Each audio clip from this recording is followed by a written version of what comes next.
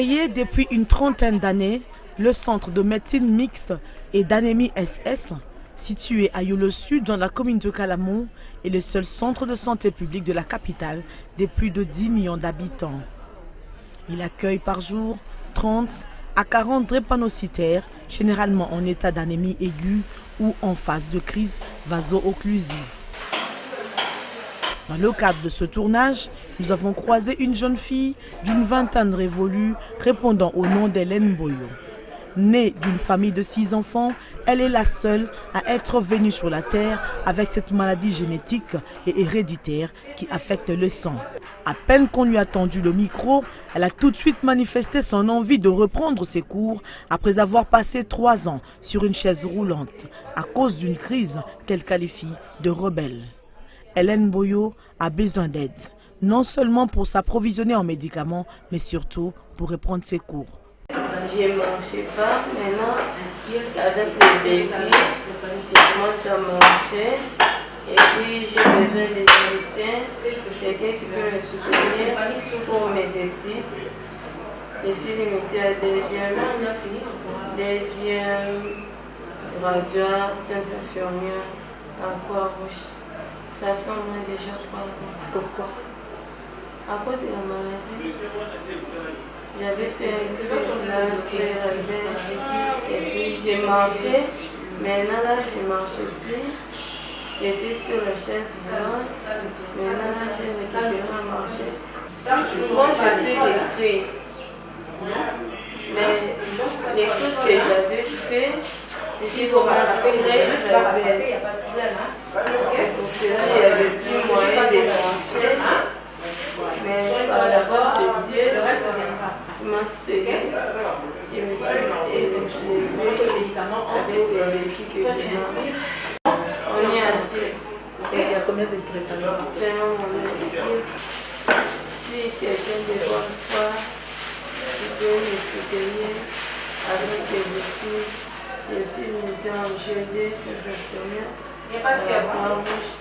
Plus 243, 122, 22, 45, 923. Rencontrée dans son bureau, le médecin directeur, Madame Janine Kimboko, a soulevé les difficultés que rencontre ce seul centre de santé public dans la prise en charge des drépanocytaires, tout en précisant que cette maladie n'a pas trouvé des partenaires d'appui comme le VIH-Sida.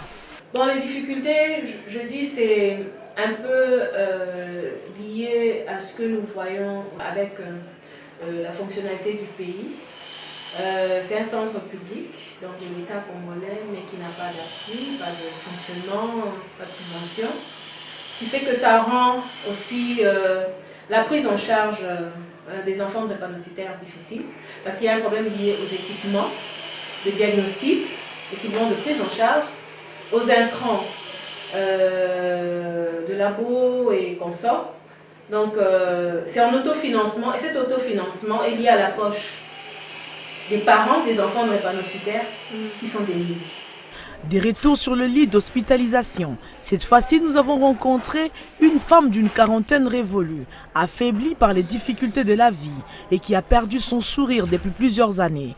Marguerite Henriette Meyemona n'est pas drépanocytaire, mais porte le poids de la maladie de sa fille de 10 ans.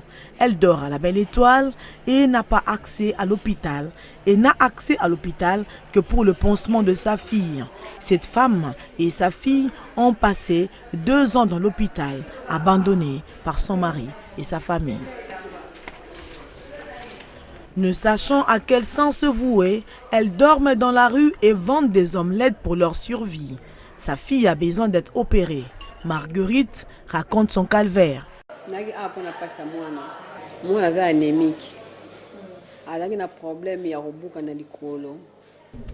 Je suis ici à cause de la maladie de ma fille qui est anémique. Son os au niveau du bassin est dehors.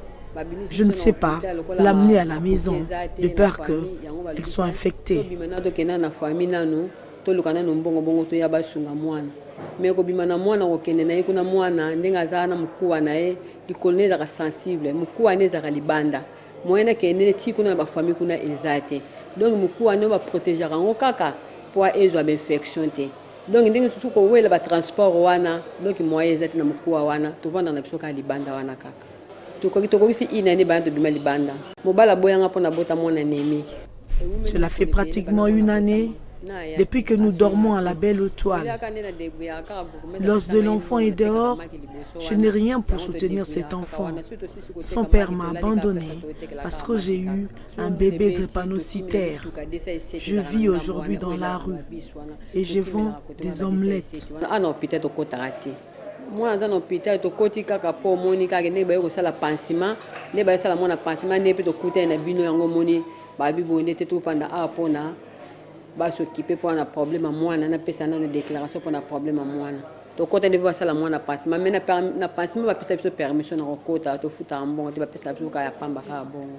Mais nous avons droit seulement à un pansement gratuit. Bilo pansement za comprendre na gana kisi to sombaka. Yango basalela kaye comprendre to somba ngo ba 400 francs mais to somba ka 4 na bandi to somba ka 2000 francs puis on to somba ngo $10 o basalela ba ngo pansement mais ça dans le bakara ba sunanga condition na la mwana eza malamu te mwana to la ne libanda to la muka libanda que les personnes de bonne volonté viennent nous secourir. L'intervention pour sauver ma fille se lève à $3000 américains. Pour protéger car mukuwa ne ka wana ibebate. Parce que batika ngonde ngwane police kitoko te na tanda lokwa mbongo ezate ne boso yo kanga bona zata na elle kuta te ya kosunga mwana na mbongo basengi biso belé ba $3000 toza na ngote pona kosunga mwana. Avec des larmes aux yeux, cette petite fille innocente n'a pas demandé à venir au monde par le canal d'un couple hétérozygote, sans appui, sans aucune ressource financière. Elle appelle toutes les personnes de bonne volonté de lui secourir. Elle a besoin d'une intervention chirurgicale après 2 fractures au niveau du bassin et au-dessus des genoux. Son intervention coûterait environ $3000 américains. Les os, c'est d'ailleurs. Les os, ça, tout ça, c'est les os. Ça aussi, les pieds aussi, ça aussi, ça fait mal. Maman, elle n'a pas d'argent. Nous, on dort seulement là-bas.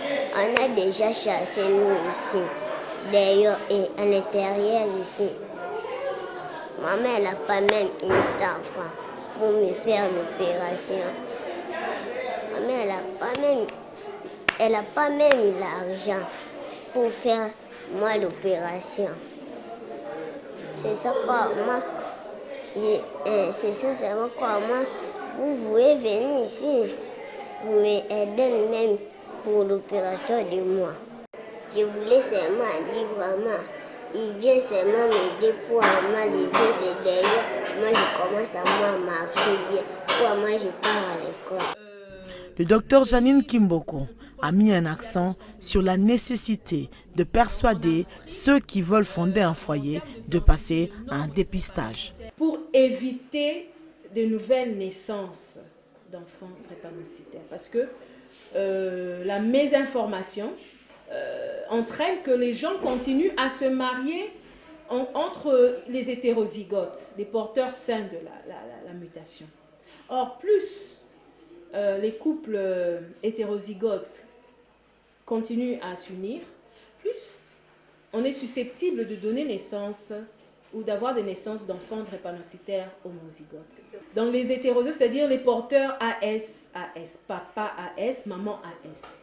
Les enfants drépanocytaires sont souvent considérés comme enfants sorciers dans les familles africaines à cause des dépenses financières qu'entraîne cette calamité. Le docteur Janine condamne cette attitude et invite la communauté à soutenir ces enfants. Les églises, voilà, parlons des églises. On traite ces enfants d'enfants sorciers.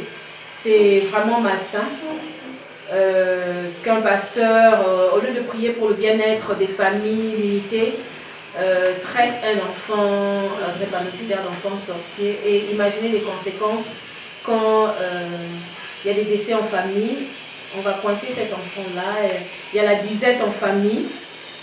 On va pointer cet enfant qu'on traite d'enfant porte-malheur, dépensier, donc qui ruine l'économie de la famille, qui attend que le papa revienne avec son salaire pour retomber malade.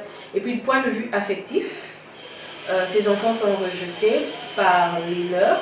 C'est pas tout ça, il y a des parents, des familles qui acceptent leur enfant drépanocytaire, mais lorsqu'on est dans une situation de pauvreté, facilement on rejette, on ne donne plus d'affection à cet enfant victime de la drépanocytose. Le centre Mabanga fonctionne difficilement et sans un nombre suffisant de locaux. Le gouvernement congolais est invité à multiplier des efforts pour améliorer la prise en charge des enfants anémiques.